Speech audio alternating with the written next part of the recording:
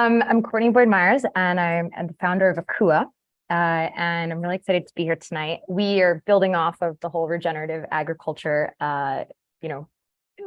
presentation we just heard. So now you guys are all versed on that, which makes my life easier.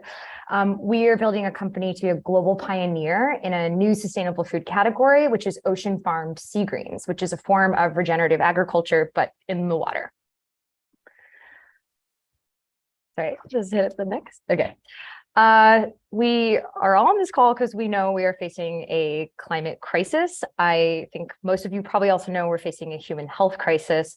I see those two as incredibly intertwined. We learned a lot about soil health and soil degradation tonight. And, the lack of vitamins and minerals in our soil is a huge issue with our food. We are looking towards the oceans, which are still very rich in vitamins and minerals. And we take ocean farmed kelp and we turn it into delicious award-winning plant-based products like our kelp burger, the world's first, which can't, a crab cake and ground meat. So if anyone on this call is familiar with ocean farming, that's amazing. I've been building this company for 5 years now, and it's definitely having its moment in the sun. But if you're not familiar, I'll explain it. So you're looking at all the beautiful kelp in this photo. We work with a network of farmers in New England, so all locally sourced. The idea here is, unlike anything that you've probably had to eat or drink today, kelp grows abundantly without using fresh water or dry land, which makes it a really interesting future food, since those are the two most taxed resources on our planet when it comes to growing food. The other interesting thing is kelp. It's a macroalgae and it grows through photosynthesis. So it's taking in CO2 as it grows its body mass and essentially exhaling oxygen. So it's really helpful in deacidifying the oceans. We are just getting started, but our impact is pretty cool. I don't know how many other companies can say that in just a few years, we've removed 6 tons of harmful CO2 from our seas by, selling 300,000 kelp burgers and 6,000 pounds of our ground meat. We've helped to avoid nearly 1 million pounds of additional CO2 that would have been created if you had eaten that same amount in a factory farm raised beef. We also just launched our crab cakes. We've sold 10,000 to date, so we estimate we've left about 10,000 happy crabs in the sea. The second, problem, if you will, that we're addressing is really driving this plant-based movement forward. I was raised on all the boring veggie burgers that are filled with, soy and beans from the 1980s. And then, over the past decade, we've seen this rise of the fake meat, as I call it, plant-based movement, which is a lot of really overly processed synthetic ingredients. How else are you going to make a burger bleed and taste that close to meat? But the flip side of that is these products are actually not healthy and you shouldn't be eating them every day and definitely not feeding them to your kids. So come in with all of our products, the kelp burger as the sort of emblematic hero product we have.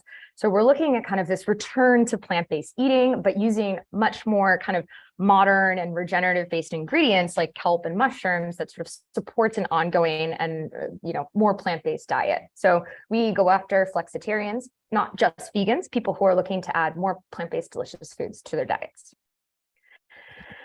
Last year's was a big one for AKUA, 2022. It was the year of research and development for us. We had one full-time and one part-time food scientist, and we worked really, really hard to create 9 new products last year that we'll be bringing to market over the next 18 months. So sorry if you're hungry, but basically we have these delicious 2 new SKUs of our kelp burger, lemon and herb and chili sesame. We've got 2 SKUs for kids coming out next summer, which are mini sliders, barbecue and regular. The ground meat that I've mentioned, crab cakes, kelp jerky 2.0, and most recently we just crushed it on our sausage links and our breakfast sausage. I wanted to sort of shout out this product because SpongeBob is a celebrity for sure, and we're really excited to have just signed a deal with Viacom that basically allows us to put SpongeBob on our kelp patties for kids.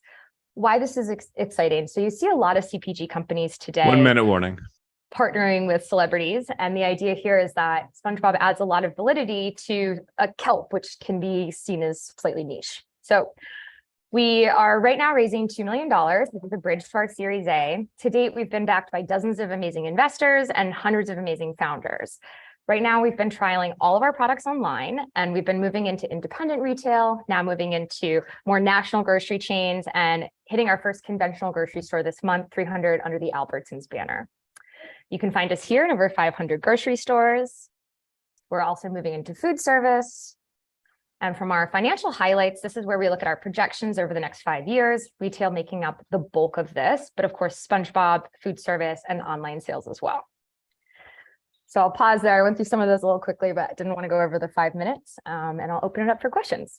No, you nailed it. Thank you. I'm going to pull in the other investor panelists while I am. Is kelp a complete protein? That's one of the challenges. It's not. Okay. Kelp's not a complete protein. It's more heralded for its vitamins and minerals. So it's a sea vegetable, right? And I think what's interesting about kelp is that it has this like rich umami flavor to it, especially when paired with mushrooms, which is what makes it an interesting meat alternative from a taste profile. But we use textured pea protein and water lentils to build out the protein in our products. What do you have in terms of IP from preventing other people from doing the same? Because you're the first, but where's the second? The second's come out. So it is a little discouraging in food to be going after patents. One, as you guys are aware, patents are very expensive. We look at companies like Beyond Meat that haven't even been able to get patents. It is like, and they've raised a lot of money. Impossible just had their patent pulled in Europe because again, it's like not something with a food recipe that's generally patentable. Like Coca-Cola is not patented. They call it trade secrets. So in terms of building that moat around our products, it's keeping our recipe in-house, making product development and coming out with new products like a huge priority so that, yes, even if a company comes out with another kelp burger, they don't have these 9 products that we're launching over the next, 18 months. So it's about just staying ahead of the curve, building the brand, and building as much brand awareness as we can. What's the strategy to do that? Well, I think our marketing is very, very, very strong. This is my first time as a CEO, but I've worked as a CMO for over 30 companies, mostly consumer tech. So I understand how to build businesses, particularly online, which is where we started. Now we're moving into retail. I think, I mentioned SpongeBob. I think that he's like a huge, sort of well-known figure. I think it's like 93% global recognition. And the idea here is like, he's one of our marketing tools to help allow to uplift kelp, which is a new food group, and help us move from kind of the more natural independent grocery stores that a lot of you might shop into a more conventional mass retailer. Don't be a square pants, eat a kelp burger. Exactly. I like it. I like it. Very cool. What do you view as the biggest challenge for scaling the brand? Yeah, I mean, I think any CPG company really struggles with margins getting into a retail business. So like, you have a product, you want to use all the best ingredients, right? So that's already going to make it you're expensive. You then have to pay your manufacturer to make the product. You then have to pay your brokers to sell it, your distributor to distribute it, your retailer takes a cut. And consumers more and more, especially as we head into a recession, are very price sensitive around food. So I think that building the business, scaling, and improving your margins over time is definitely the biggest challenge with AKUA, but also with the industry at large. And building on that, I'm curious where you source your kelp and how big that market is. Can it keep up with you if you expand quickly? Yeah, and every investor asks this question, so it's totally fair. So we source right now 95% of our kelp from Casco Bay up in Maine. We have a farmer who grows about 500,000 pounds a year. We just, sort of the size of our business right now, we just bought 70,000 of those pounds. In Maine, they grow about 3 million pounds. So of course it's, growing as well as all of the kelp companies are growing. And then where we're also sort of building out a new supply chain to protect from, well, what if we outgrow Maine? And what if more and more companies come in and buy from Maine? Alaska is coming online and is about to just, pun intended, blow Maine out of the water with how much kelp they can grow up there. So if Maine does about 3 million, they're going to be doing about, and after 10 years in business, Alaska is going to be doing about 30 million in its first year. Then let's say like Alaska and Maine, they both just are wiped off the face of the earth for whatever reason. Canada is the second largest supplier of kelp in the world outside of Asia. So, we have a few steps to get to before we even have to look beyond North America. That's great. Thank you. And just jumping in here as well, how does the price compare to like Beyond Meat Impossible Burgers versus traditional veggie burgers and even just regular burgers? Beyond Impossible is who we priced the product in line with. So $6.99 for a 2-pack on shelf. The veggie burgers like Hillary's, Dr. Prager's are definitely cheaper. So we're going in as like a premium product. And obviously we'll hopefully drop the price over time. Why are you doing this? It's a great question. Thank you for asking. So a couple of reasons. I grew up in a big food family. My dad was leading marketing for companies like Pepsi and Frito-Lay and Burger King. He actually helped create the Burger King Kids Club. And as a result of being around and marketing and eating all of those types of food, I watched my dad give himself 2 heart attacks, 2 types of cancer, and diabetes. He's still kicking. He actually helps run the AKUA mailroom, so to speak. And I think any founder who starts a healthy food company is either personally affected by some health problem or someone they love is. So I got on the rampage around healthy eating from a very young age. And for me, eating plant-based was always something that just felt healthiest for my body. Pair that with like the journey, I think, again, all of us have been on over the past 10 years and just waking up to everything that's happening with the planet. And I just woke up from a dream one night while I was working as on the global team for Raya, which is an amazing dating app. And I had this dream that one day my granddaughter would ask me, Mommy, what were you doing when the world was burning? And I just thought, fuck, what am I doing? And I wanted really to just dedicate the rest of my life to improving the planet and having that be a part of my legacy. And I'm so lucky and so honored to do that within the ocean space as well, because it's just something so near and dear to my heart as like a lifelong competitive swimmer and kite surfer and sailor. So just whatever happens with AKUA, I feel like I'm so excited that I get to wake up and do this every day. If you fail, why will it be? Sorry, there's always that little bit of a lag. I'm sorry. You're up next, Melissa. I'm curious. So I understand that this product kelp is regenerative. I'm just wondering, and I don't know as much about it as maybe others on the line, are there any potential negative environmental implications from harvesting or potentially over harvesting in a certain area? Yeah, I want to be like crystal clear that we do not touch kelp forests. That would be like hugely damaging. It'd be like making rainforest burgers by cutting down the Amazon. Like that's crazy. We are actually working with a whole suite of New England farmers. A lot of them have been put out of work by like big catch licenses by big fishing companies and, disappearing fish in the ocean. And they're making money off of the boats and the buoys that they already have.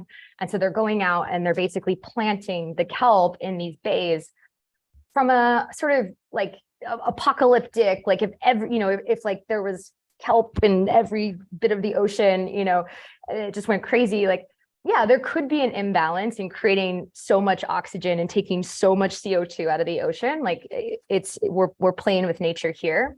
But I think what's important to note is that like we have already a major imbalance, and by taking CO2 out of the ocean right now, we're sort of restoring and getting back to, that equanimity that we need for more, biodiversity in our oceans. And I think we're seeing that now. We're actually seeing like species of fish and shellfish that come back to the areas around the farms that haven't been there in like a decade.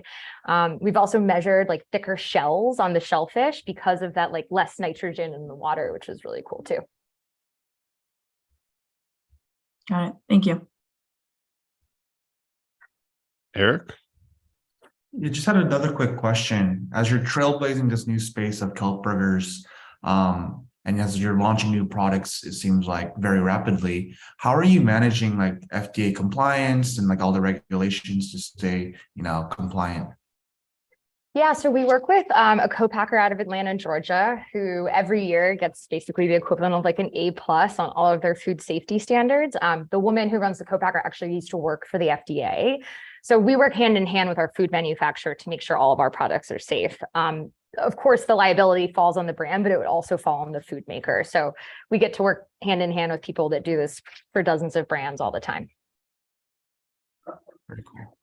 Just one more question on my side. When did the product launch commercially and how much revenue have you made to date? Yeah, so we had a product before the kelp burger. It was kelp jerky. We've actually reformulated it, and we're coming out with it probably late next year, if not early the next year, in partnership with a Japanese distributor. But in that kind of first year of our business, we were selling kelp jerky, and we didn't hit product market fit. It was a massive learning. We went way too hardcore on our health goals. The product had 0 added sugar, and it was basically like all fiber and like chewing on kelp. But those learnings came for us, which was like, how much kelp is too much kelp to introduce to your average American who didn't grow up eating it. So the kelp burger launched in technically online in May 21, and then into retail in December 21. Now we're pivoting. Our goal at AKUA is basically we create products in beta mode. We launch them on our website. We tweak recipes based on feedback, price, pack, et cetera. So in the past year, we've been pretty small in retail, but we've done about $500K in sales. So between most of that is online, and all of our future growth is projected in retail.